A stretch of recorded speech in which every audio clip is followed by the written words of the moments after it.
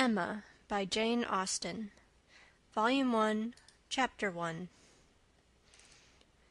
Emma Woodhouse, handsome, clever, and rich, with a comfortable home and happy disposition, seemed to unite some of the best blessings of existence, and had lived nearly 21 years in the world with very little to distress or vex her.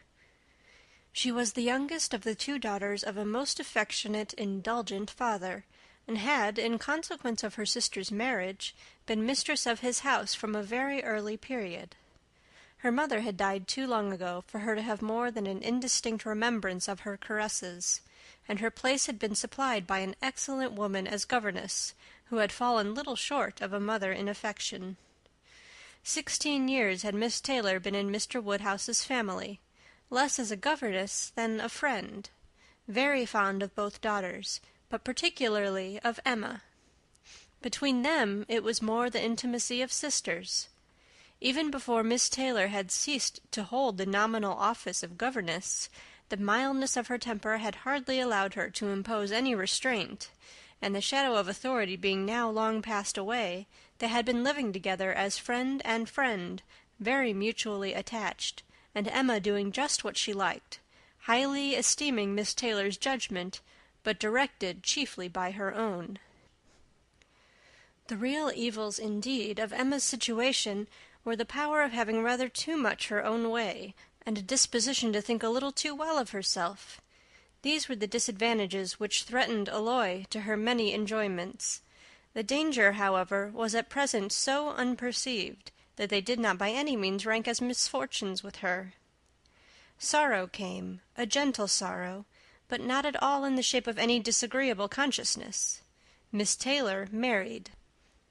It was Miss Taylor's loss which first brought grief. It was on the wedding day of this beloved friend that Emma first sat in mournful thought of any continuance. The wedding over and the bride people gone, her father and herself were left to dine together, with no prospect of a third to cheer a long evening.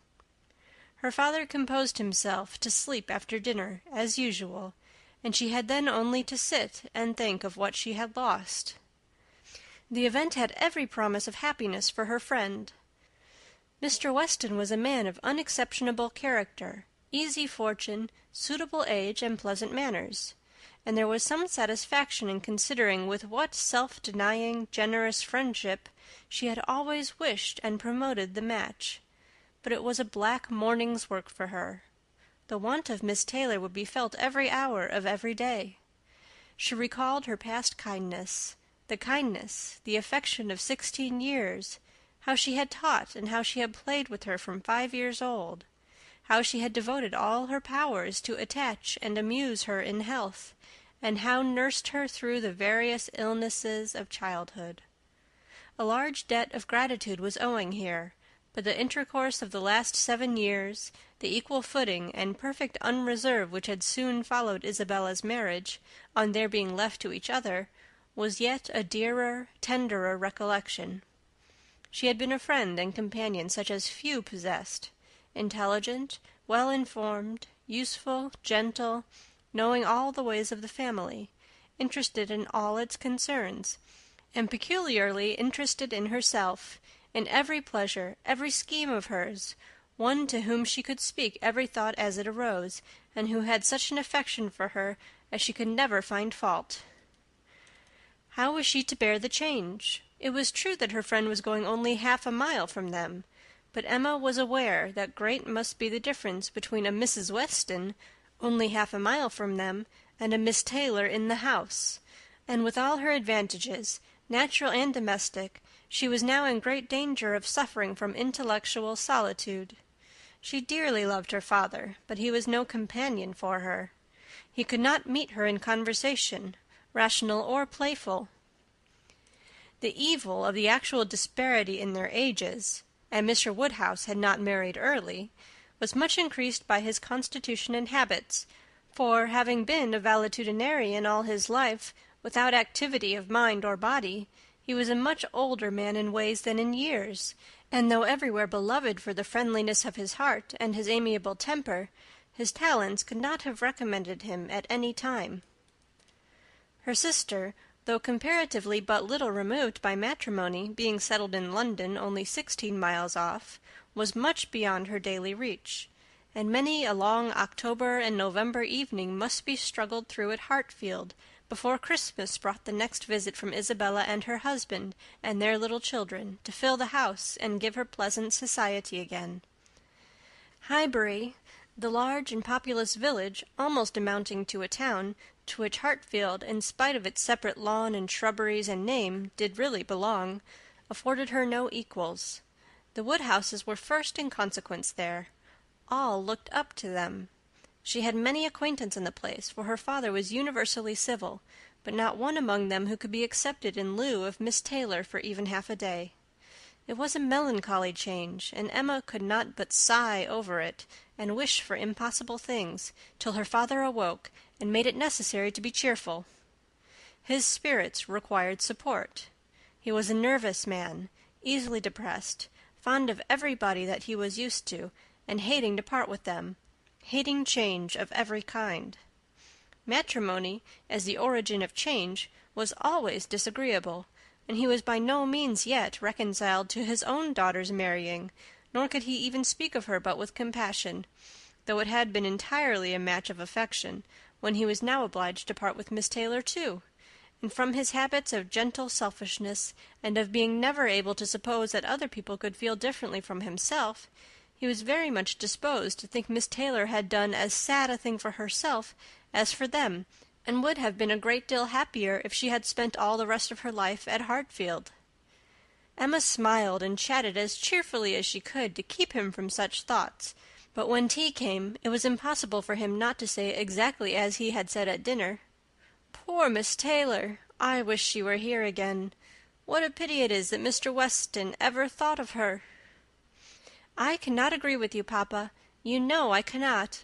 Mr. Weston is such a good-humored, pleasant, excellent man that he thoroughly deserves a good wife, and you would not have had Miss Taylor live with us forever and bear all my odd humours when she might have a house of her own?"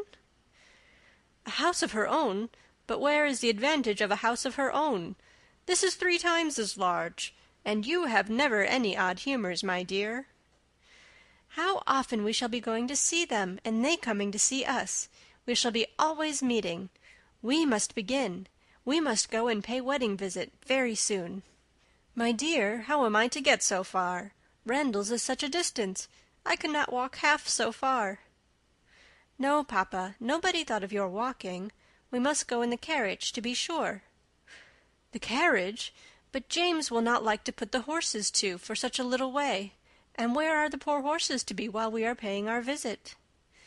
"They are to be put into Mr. Weston's stable, papa. You know we have settled all that already. We talked it all over with Mr. Weston last night. And as for James, you may be very sure he will always like going to Randalls, because of his daughter's being housemaid there. I only doubt whether he will ever take us anywhere else. That was your doing, papa. You got Hannah that good place. Nobody thought of Hannah till you mentioned her. James is so obliged to you." "I am very glad I did think of her. It was very lucky, for I would not have had poor James think himself slighted upon any account, and I am sure she will make a very good servant. She is a civil, pretty-spoken girl. I have a great opinion of her. Whenever I see her she always curtsies and asks me how I do, in a very pretty manner, and when you have had her here to do needlework, I observe she always turns the lock of the door the right way and never bangs it. I am sure she will be an excellent servant, and it will be a great comfort to poor Miss Taylor to have somebody about her that she is used to see. Whenever James goes over to see his daughter, you know, she will be hearing of us. He will be able to tell her how we all are." Emma spared no exertions to maintain this happier flow of ideas, and hoped, by the help of backgammon, to get her father tolerably through the evening, and be attacked by no regrets but her own. The backgammon table was placed, but a visitor immediately afterwards walked in and made it unnecessary. Mr. Knightley, a sensible man, about 7 or 8 and 30, was not only a very old and intimate friend of the family, but particularly connected with it, as the elder brother of Isabella's husband. He lived about a mile from Highbury, and was a frequent visitor, and always welcome, and at this time more welcome than usual, as coming directly from their mutual connections in London. He had returned to a late dinner, after some days' absence, and now walked up to Hartfield to say that all were well in Brunswick Square. It was a happy circumstance, and animated Mr. Woodhouse for some time. Mr. Knightley had a cheerful manner, which always did him good, and his many inquiries after poor Isabella and her children were answered most satisfactorily. When this was over, Mr. Woodhouse gratefully observed, "It is very kind of you, Mr. Knightley, to come out at this late hour to call upon us. I'm afraid you must have had a shocking walk." "Not at all, sir. It is a beautiful moonlight night, and so mild that I must draw back from your great fire." "But you must have found it very damp and dirty. I wish you may not catch cold." "Dirty, sir? Look at my shoes. Not a speck on them." "Well, that is quite surprising, for we have had a vast deal of rain here. It rained dreadfully hard for half an hour while we were at breakfast. I wanted them to put off the wedding." "By the by, I have not wished you joy, being pretty well aware of what sort of joy you must both be feeling. I have been in no hurry with my congratulations, but I hope it all went off tolerably well. How did you all behave? Who cried most?" "Ah, poor Miss Taylor! 'Tis a sad business." "Poor Mr. and Miss Woodhouse, if you please, but I cannot possibly say poor Miss Taylor. I have a great regard for you and Emma, but when it comes to the question of dependence or independence, at any rate it must be better to have only one to please than two." "Especially when one of those two is such a fanciful, troublesome creature," said Emma playfully. "This is what you have in your head, I know, and what you would certainly say if my father were not by." "I believe it is very true, my dear, indeed," said Mr. Woodhouse with a sigh. "I am afraid I am sometimes very fanciful and troublesome." "My dearest papa, you do not think I could mean you, or suppose Mr. Knightley to mean you? What a horrible idea! Oh, no, I meant only myself. Mr. Knightley loves to find fault with me, you know, in a joke. It is all a joke. We always say what we like to one another."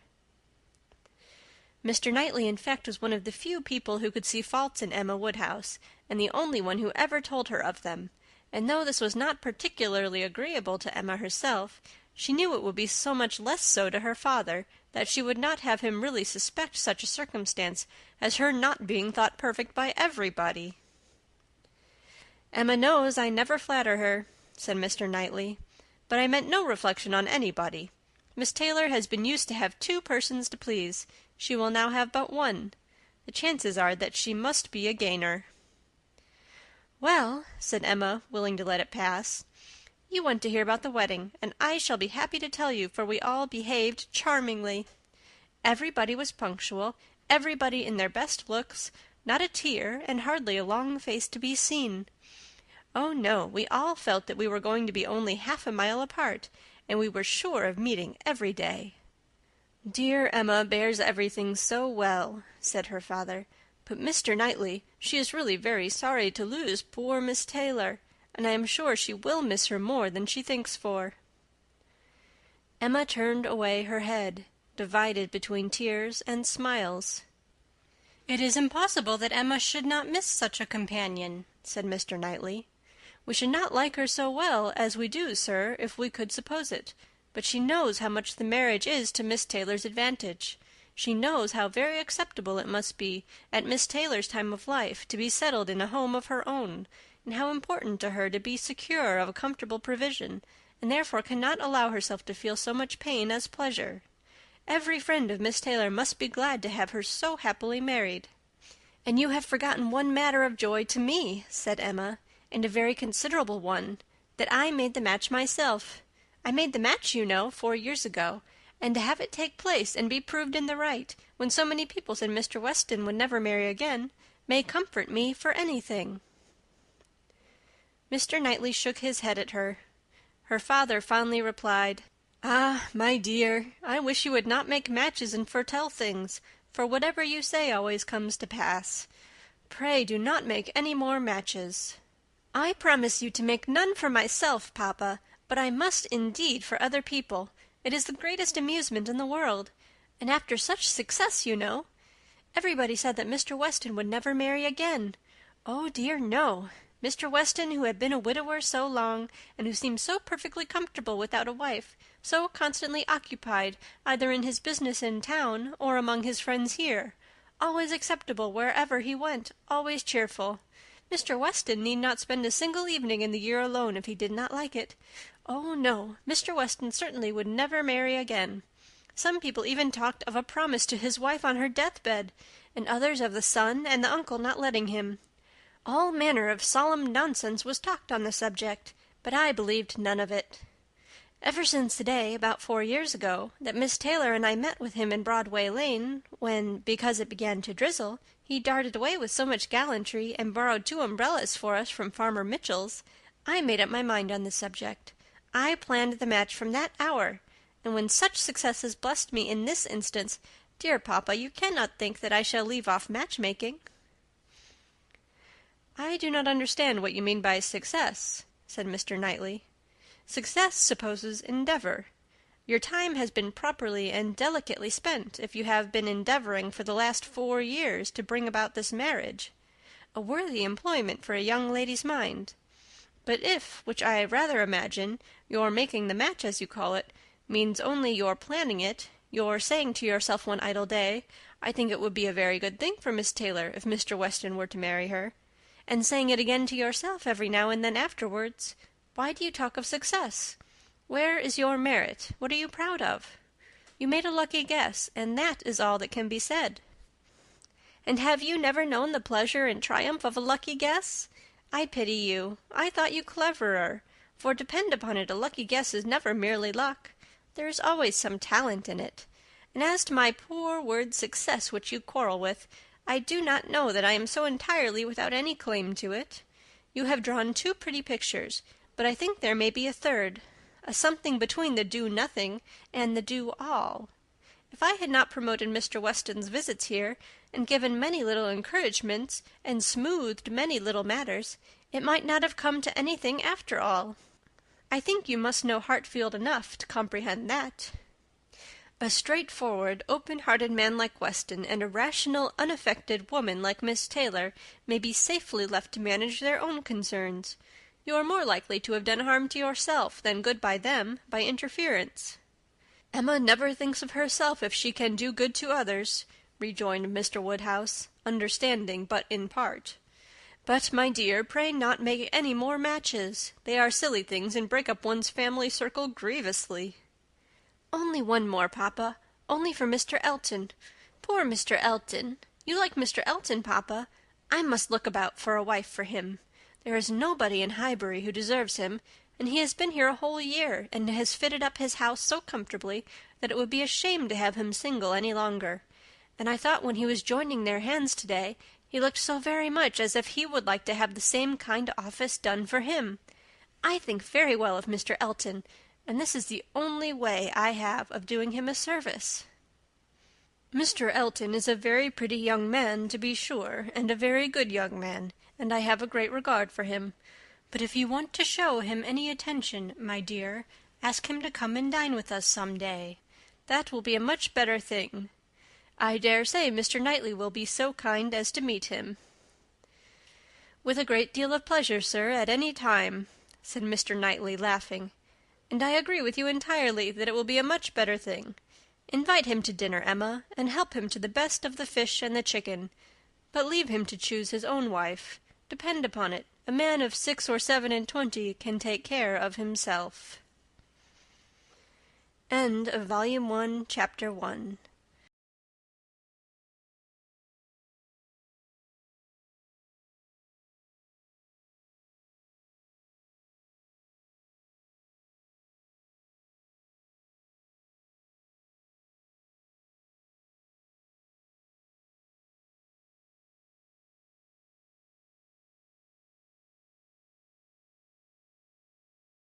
Volume 1, Chapter 2.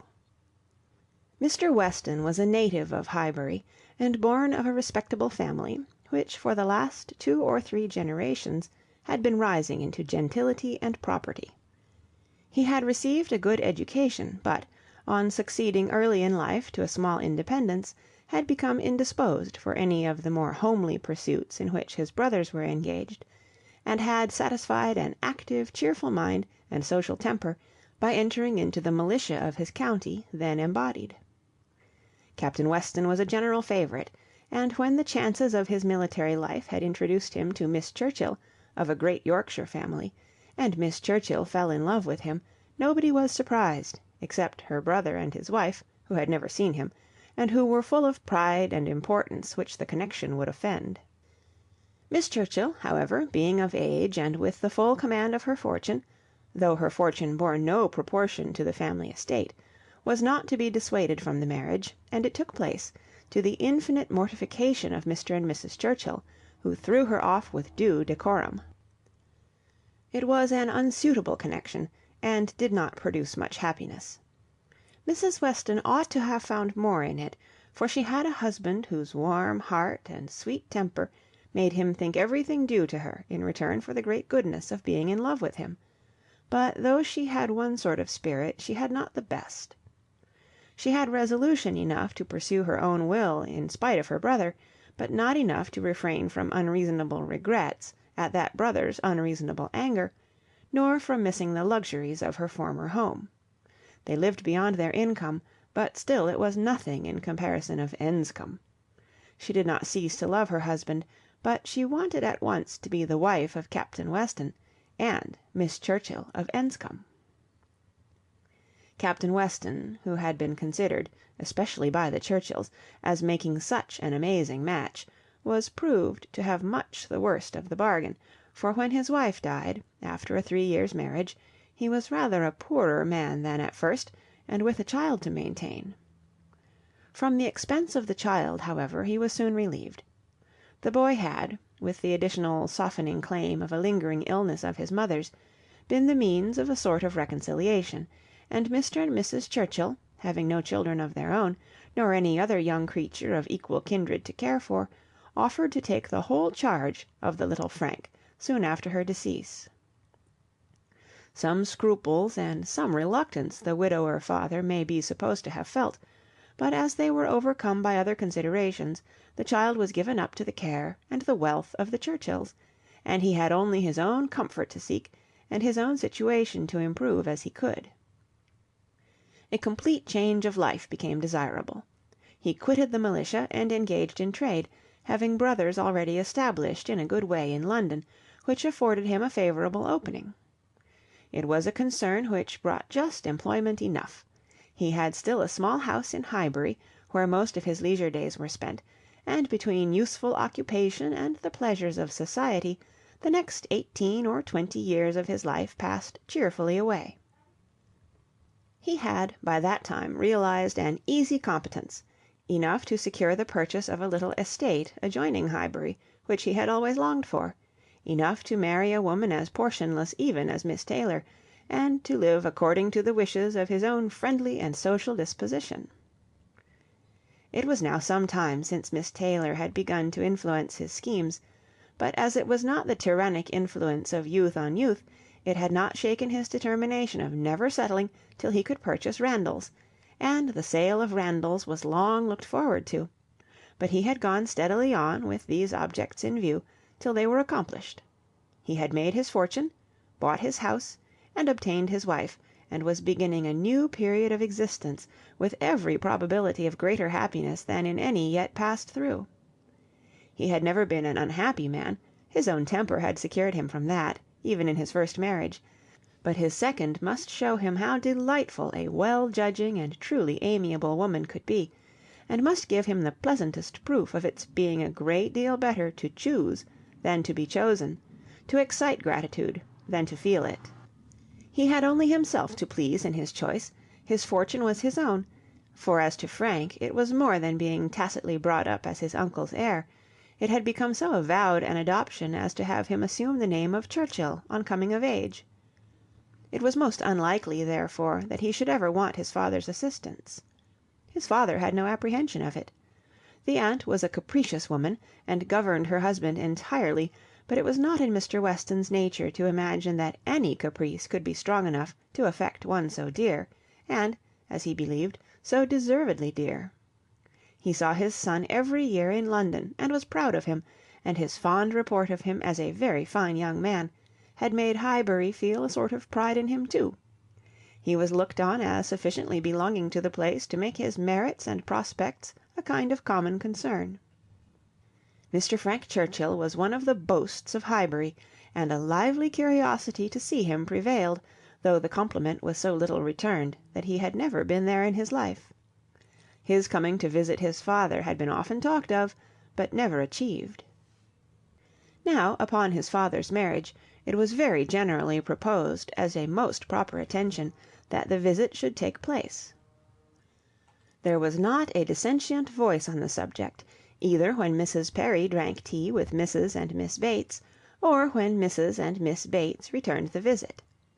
Now was the time for Mr. Frank Churchill to come among them, and the hope strengthened when it was understood that he had written to his new mother on the occasion.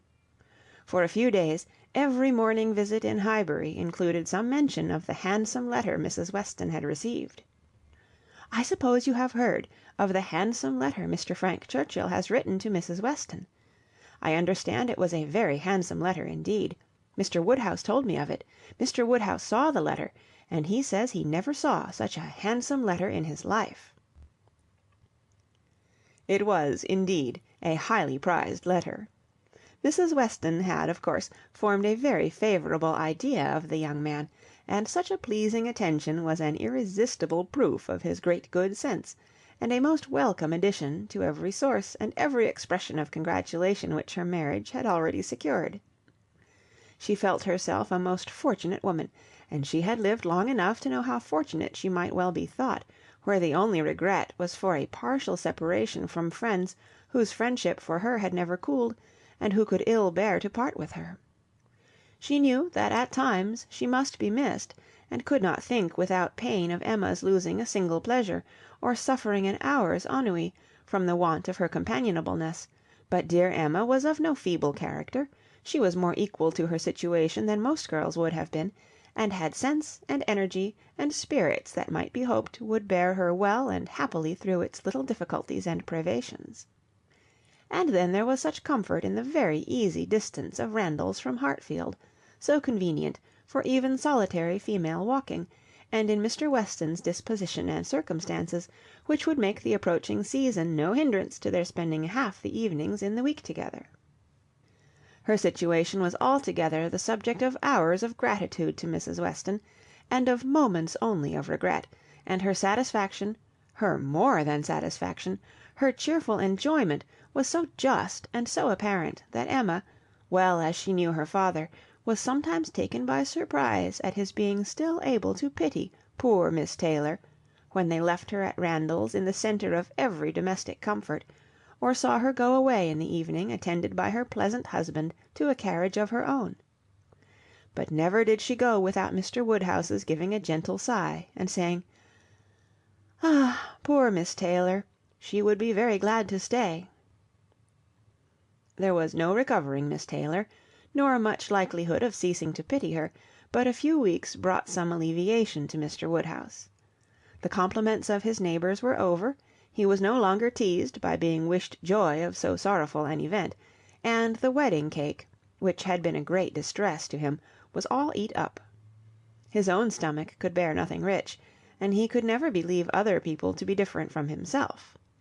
What was unwholesome to him he regarded as unfit for anybody, and he had therefore earnestly tried to dissuade them from having any wedding cake at all, and when that proved vain, as earnestly tried to prevent anybody's eating it.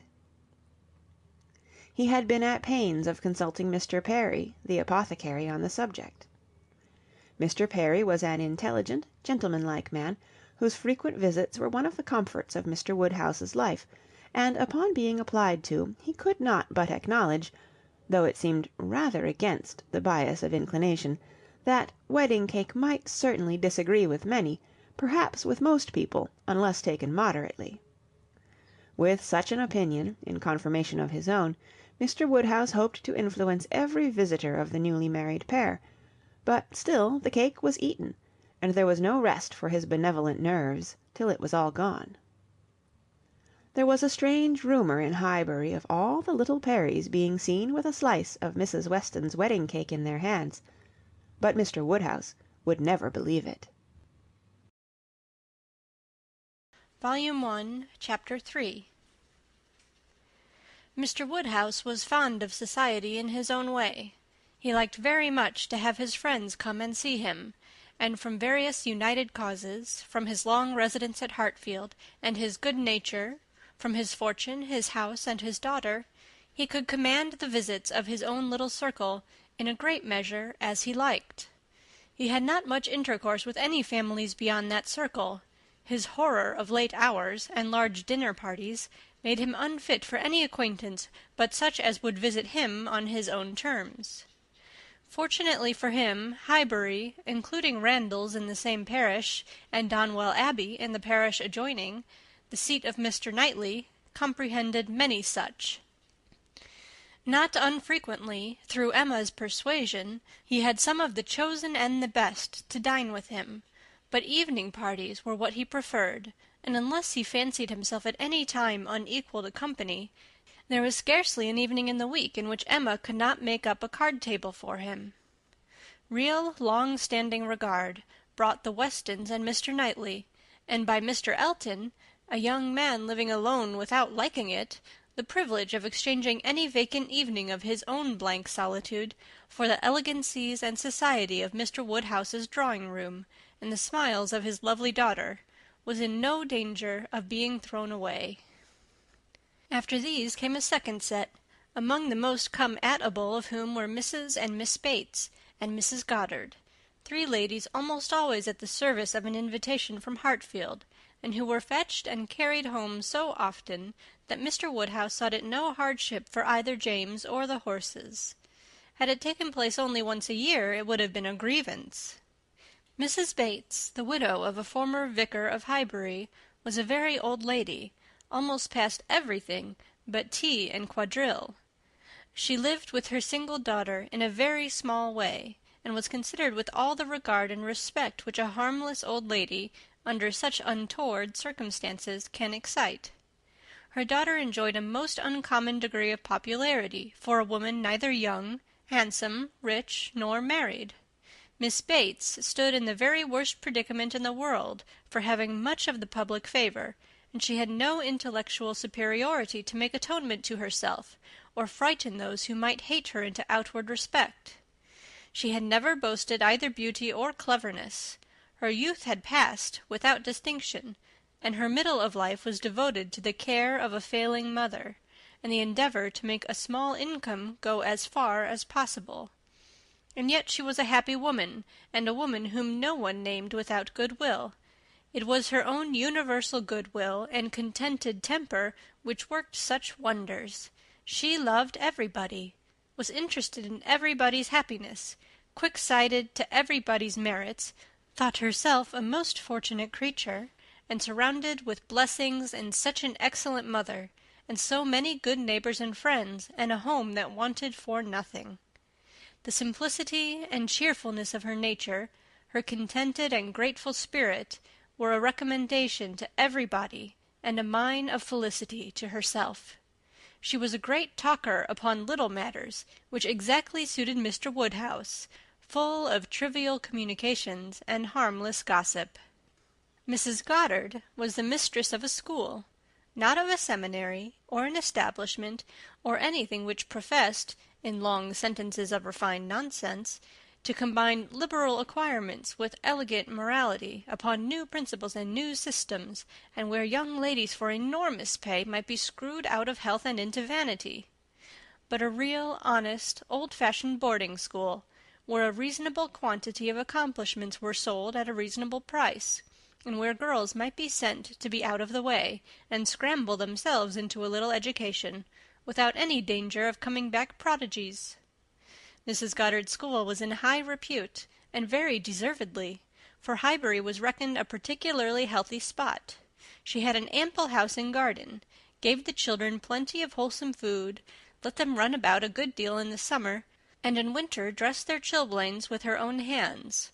It was no wonder that a train of 20 young couple now walked after her to church. She was a plain, motherly kind of woman, who had worked hard in her youth, and now thought herself entitled to the occasional holiday of a tea visit, and having formerly owed much to Mr. Woodhouse's kindness, felt his particular claim on her to leave her neat parlour, hung round with fancy work, whenever she could, and win or lose a few sixpences by his fireside. These were the ladies whom Emma found herself very frequently able to collect, and happy was she, for her father's sake, in the power; though, as far as she was herself concerned, it was no remedy for the absence of Mrs. Weston. She was delighted to see her father look comfortable, and very much pleased with herself for contriving things so well; but the quiet prosings of three such women made her feel that every evening so spent was indeed one of the long evenings she had fearfully anticipated. As she sat one morning, looking forward to exactly such a close of the present day, a note was brought from Mrs. Goddard, requesting, in most respectful terms, to be allowed to bring Miss Smith with her, a most welcome request, for Miss Smith was a girl of 17, whom Emma knew very well by sight, and had long felt an interest in on account of her beauty. A very gracious invitation was returned, and the evening no longer dreaded by the fair mistress of the mansion. Harriet Smith was the natural daughter of somebody. Somebody had placed her, several years back, at Mrs. Goddard's school, and somebody had lately raised her from the condition of scholar to that of parlour boarder. This was all that was generally known of her history. She had no visible friends but what had been acquired at Highbury, and was now just returned from a long visit in the country to some young ladies who had been at school there with her. She was a very pretty girl, and her beauty happened to be of a sort which Emma particularly admired. She was short, plump, and fair, with a fine bloom, blue eyes, light hair, regular features, and a look of great sweetness, and before the end of the evening Emma was as much pleased with her manners as her person, and quite determined to continue the acquaintance. She was not struck by anything remarkably clever in Miss Smith's conversation, but she found her altogether very engaging, not inconveniently shy, not unwilling to talk, and yet so far from pushing, showing so proper and becoming a deference, seeming so pleasantly grateful for being admitted to Hartfield, and so artlessly impressed by the appearance of everything in so superior a style to what she had been used to, that she must have good sense and deserve encouragement. Encouragement should be given. Those soft blue eyes and all those natural graces should not be wasted on the inferior society of Highbury and its connections. The acquaintance she had already formed were unworthy of her. The friends from whom she had just parted, though very good sort of people, must be doing her harm.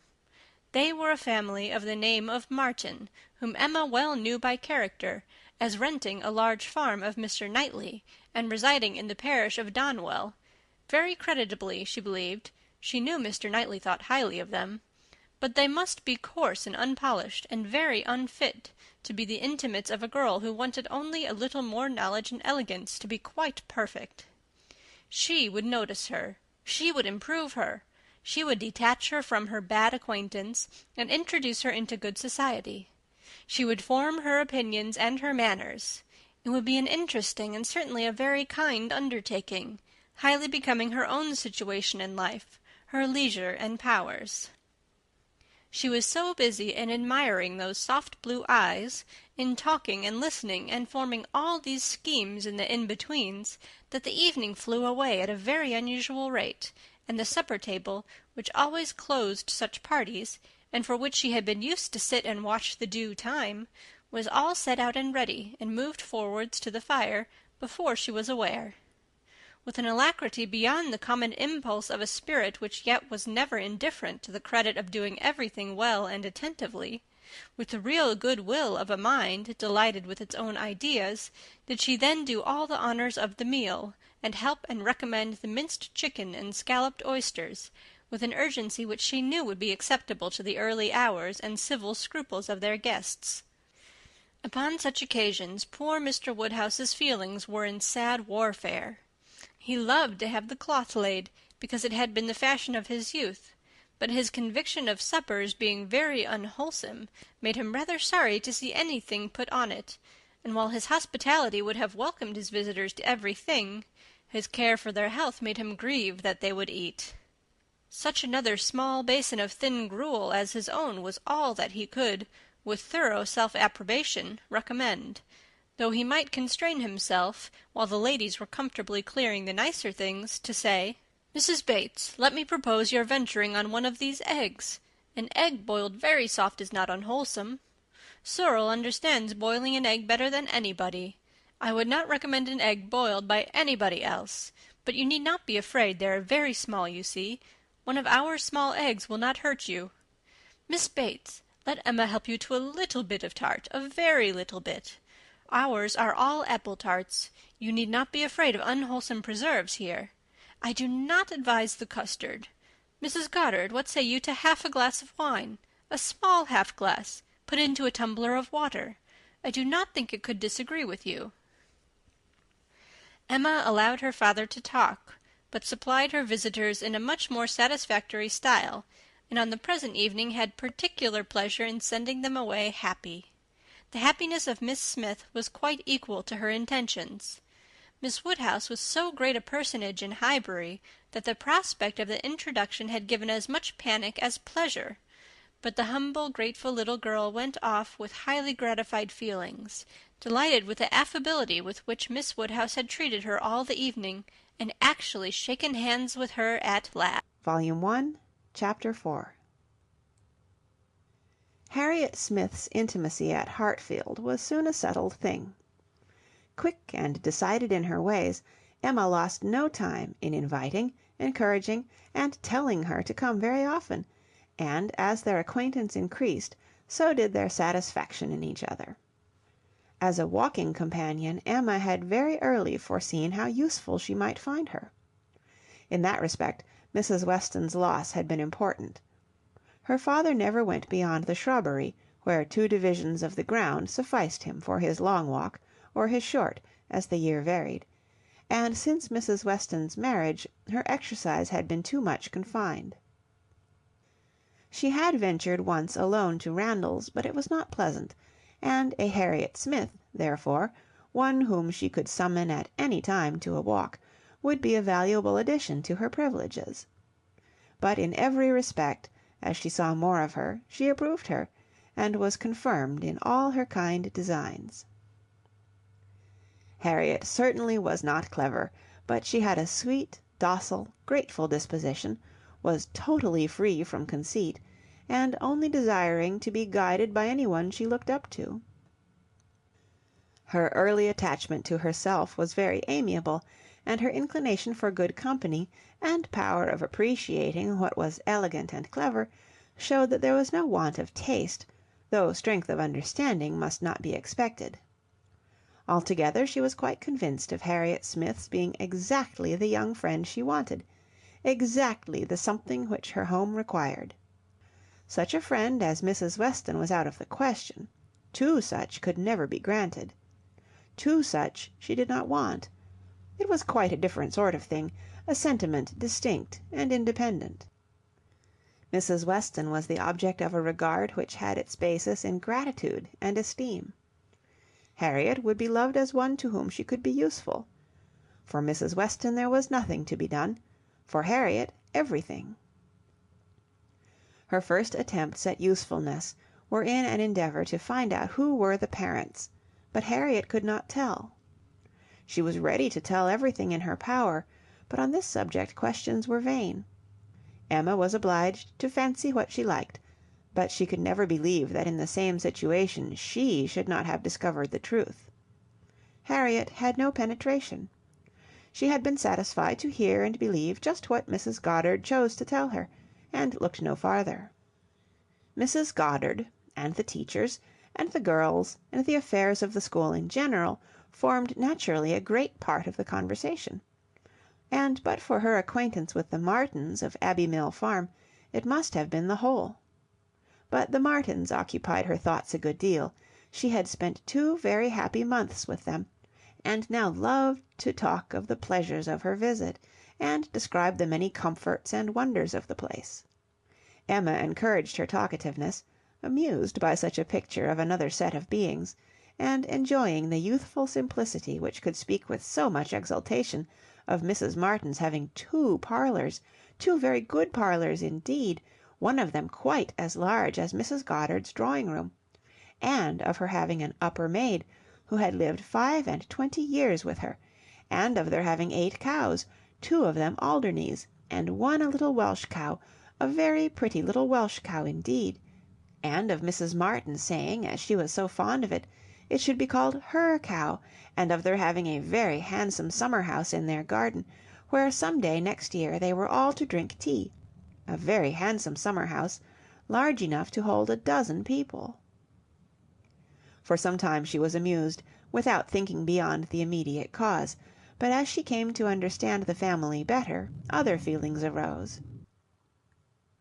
She had taken up a wrong idea, fancying it was a mother and daughter, a son and son's wife, who all lived together, but when it appeared that the Mr. Martin, who bore a part in the narrative, and was always mentioned with approbation for his great good nature in doing something or other, was a single man, that there was no young Mrs. Martin, no wife in the case, did she suspect danger to her poor little friend from all this hospitality and kindness, and that, if she were not taken care of, she might be required to sink herself forever.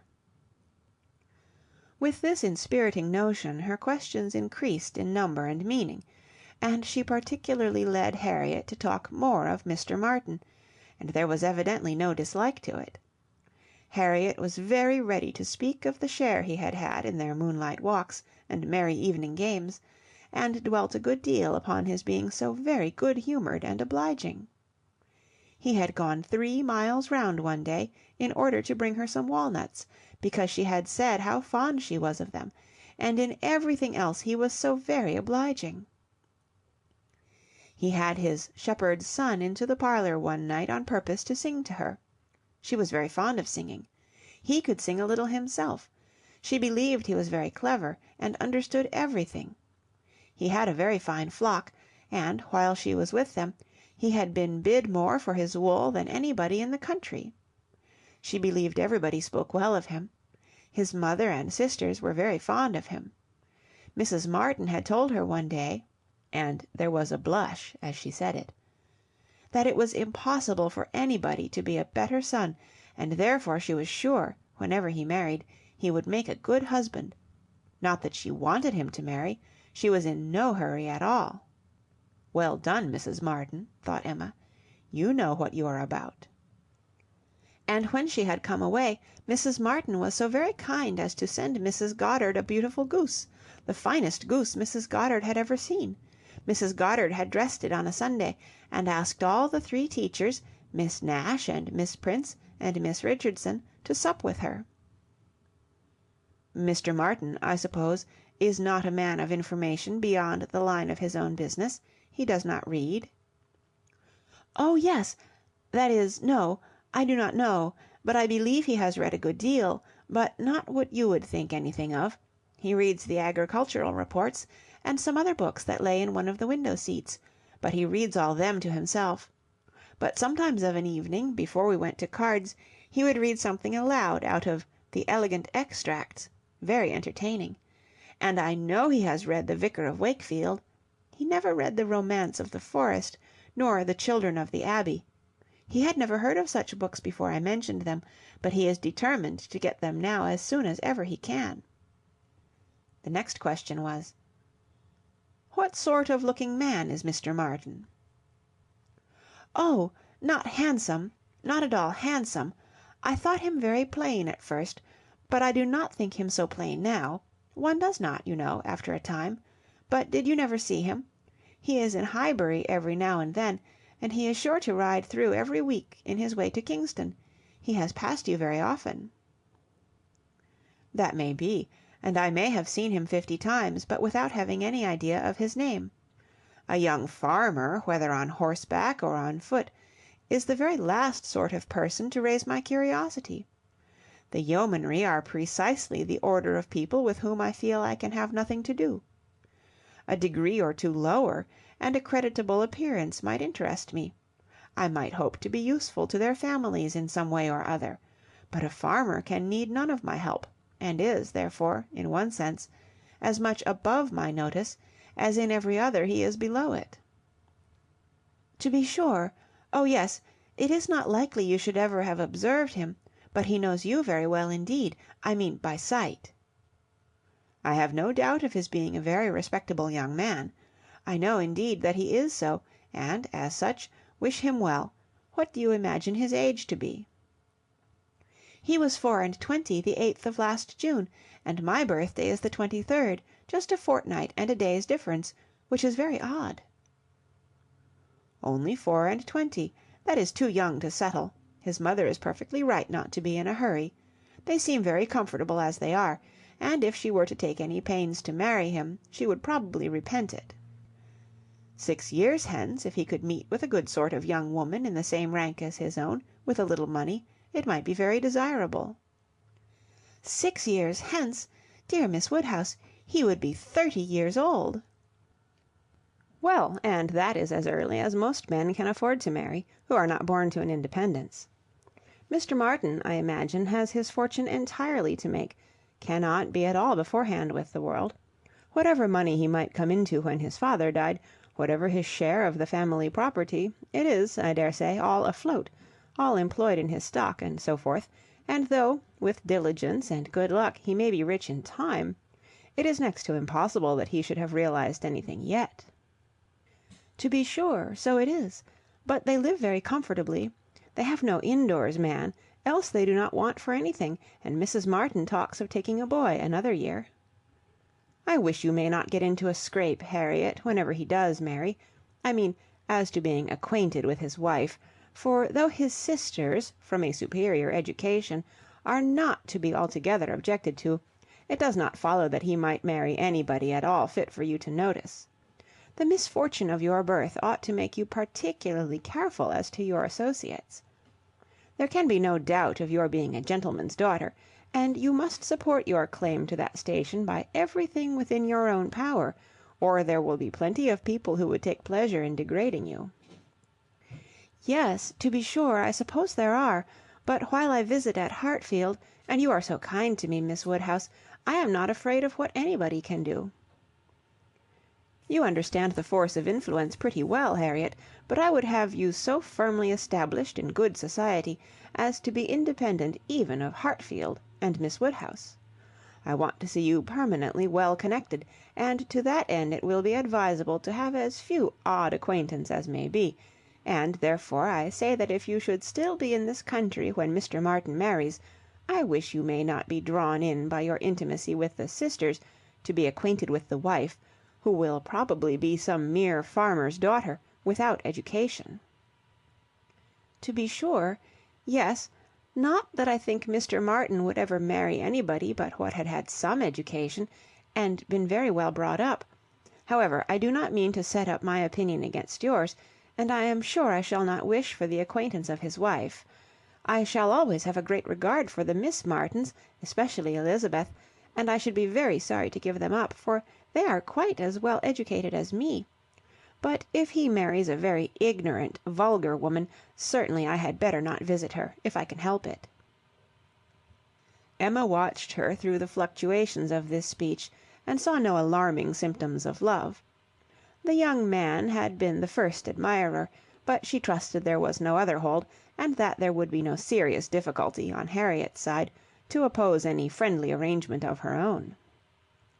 They met Mr. Martin the very next day as they were walking on the Donwell road.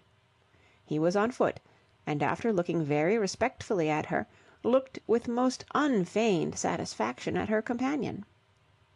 Emma was not sorry to have such an opportunity of survey, and, walking a few yards forward, while they talked together, soon made her quick eye sufficiently acquainted with Mr. Robert Martin.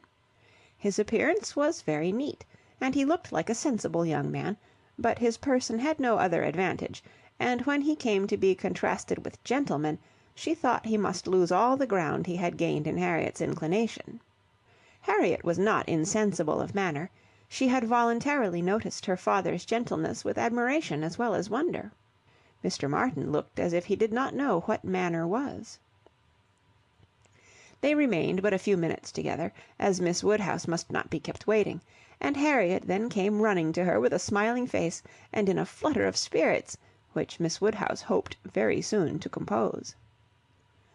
"Only think of our happening to meet him! How very odd! It was quite a chance, he said, that he had not gone round by Randalls. He did not think we ever walked this road. He thought we walked towards Randalls most days. He has not been able to get the Romance of the Forest yet.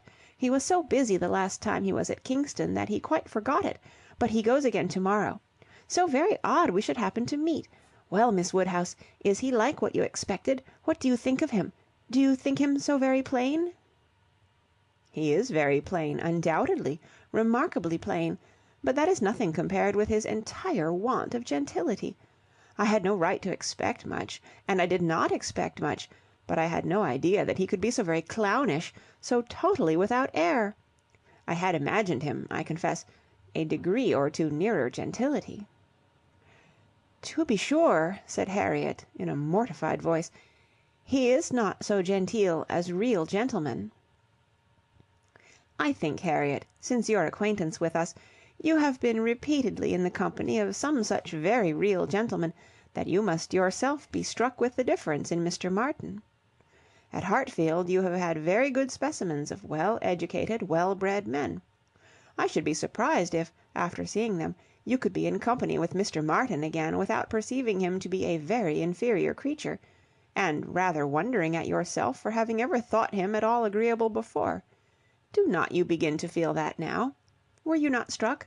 I am sure you must have been struck by his awkward look and abrupt manner, and the uncouthness of a voice which I heard to be wholly unmodulated as I stood here."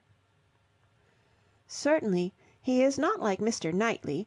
He has not such a fine air and way of walking as Mr. Knightley. I see the difference plain enough, but Mr. Knightley is so very fine a man."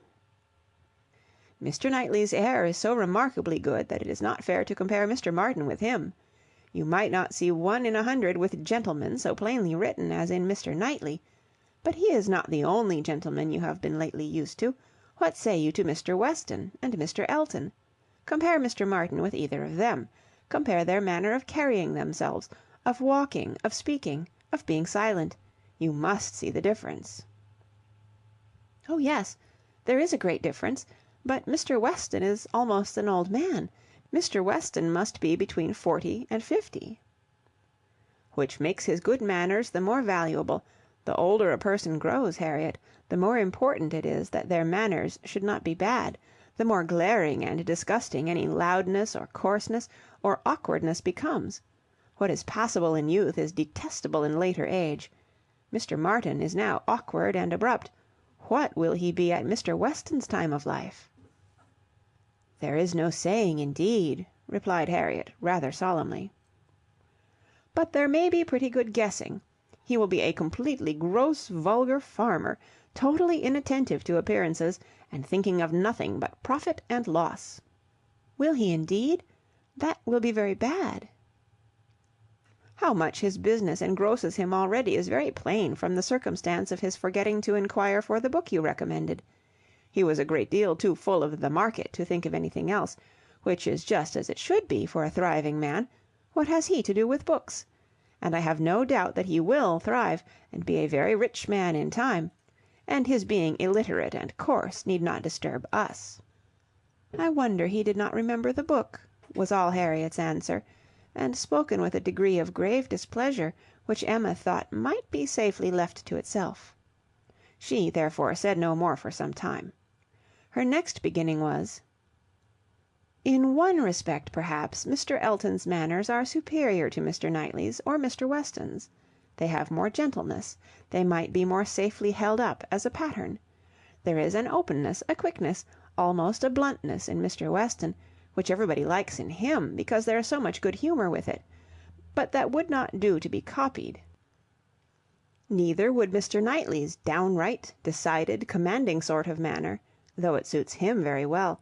His figure, and look, and situation in life seem to allow it. But if any young man were to set about copying him, he would not be sufferable. On the contrary, I think a young man might be very safely recommended to take Mr. Elton as a model. Mr. Elton is good-humoured, cheerful, obliging, and gentle. He seems to me to be grown particularly gentle of late. I do not know whether he has any design of ingratiating himself with either of us, Harriet, by additional softness, but it strikes me that his manners are softer than they used to be. If he means anything, it must be to please you. Did not I tell you what he said of you the other day?" She then repeated some warm personal praise which she had drawn from Mr. Elton, and now did full justice to, and Harriet blushed and smiled, and said she had always thought Mr. Elton very agreeable. Mr. Elton was the very person fixed on by Emma for driving the young farmer out of Harriet's head. She thought it would be an excellent match, and only too palpably desirable, natural and probable, for her to have much merit in planning it. She feared it was what everybody else must think of and predict. It was not likely, however, that anybody should have equalled her in the date of the plan, as it had entered her brain during the very first evening of Harriet's coming to Hartfield. The longer she considered it, the greater was her sense of its expediency. Mr. Elton's situation was most suitable, quite the gentleman himself, and without low connections, at the same time not of any family that could fairly object to the doubtful birth of Harriet.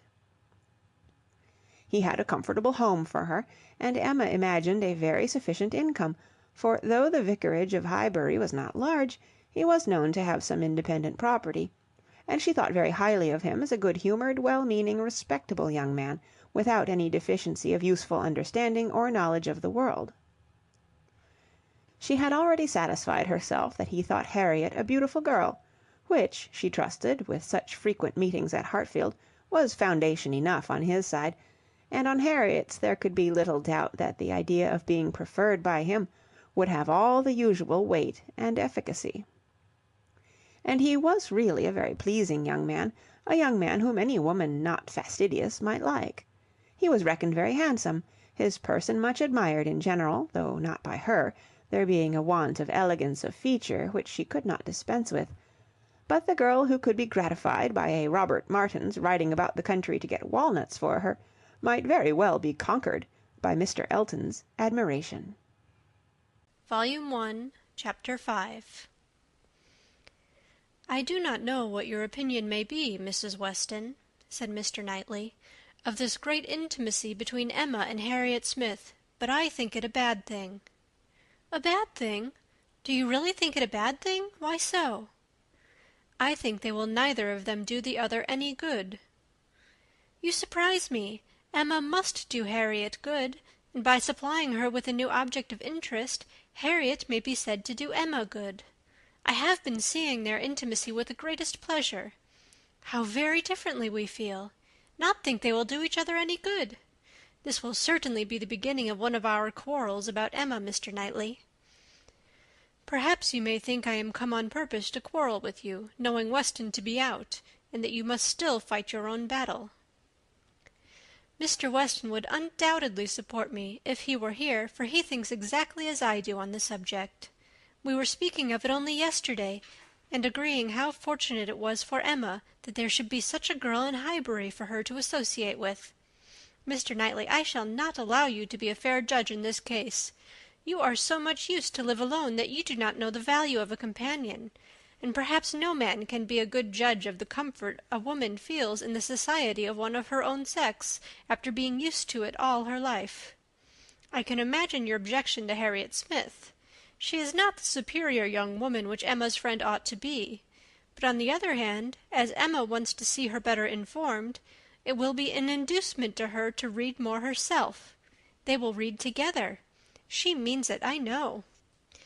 Emma has been meaning to read more ever since she was 12 years old. I have seen a great many lists of her drawing up at various times of books that she meant to read regularly through, and very good lists they were, very well chosen, and very neatly arranged, sometimes alphabetically, and sometimes by some other rule.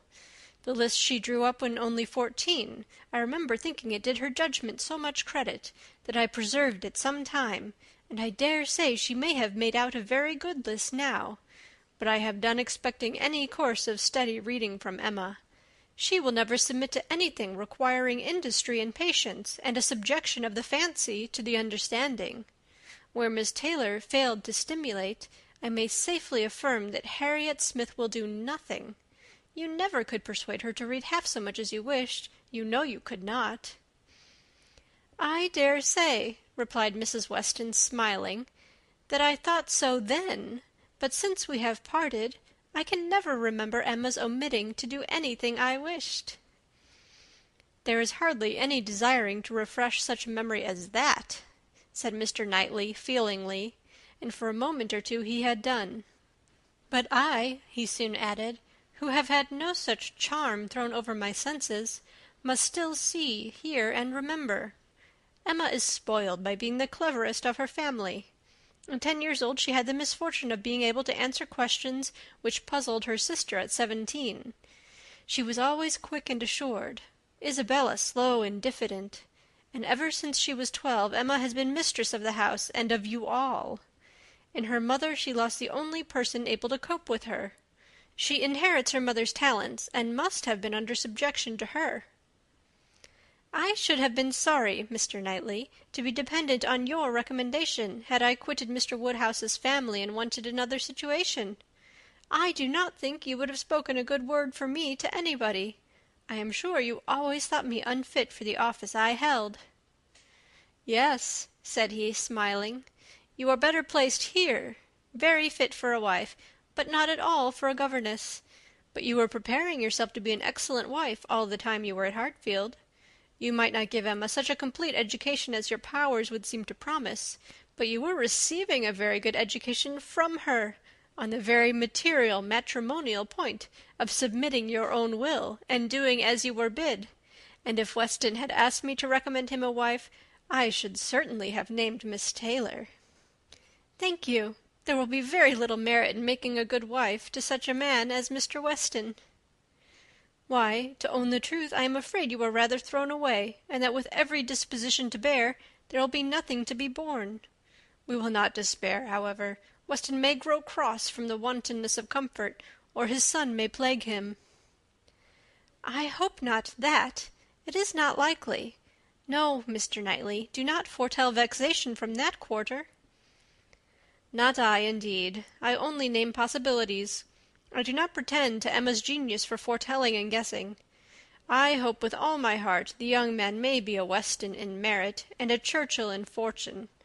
But Harriet Smith, I have not half done about Harriet Smith. I think her the very worst sort of companion that Emma could possibly have. She knows nothing herself, and looks upon Emma as knowing everything. She is a flatterer in all her ways, and so much the worse because undesigned. Her ignorance is hourly flattery. How can Emma imagine she has anything to learn herself, while Harriet is presenting such a delightful inferiority? And as for Harriet, I will venture to say that she cannot gain by the acquaintance. Hartfield will only put her out of conceit with all the other places she belongs to. She will grow just refined enough to be uncomfortable with those among whom birth and circumstances have placed her home. I am much mistaken if Emma's doctrines give any strength of mind, or tend at all to make a girl adapt herself rationally to the varieties of her situation in life. They only give a little polish."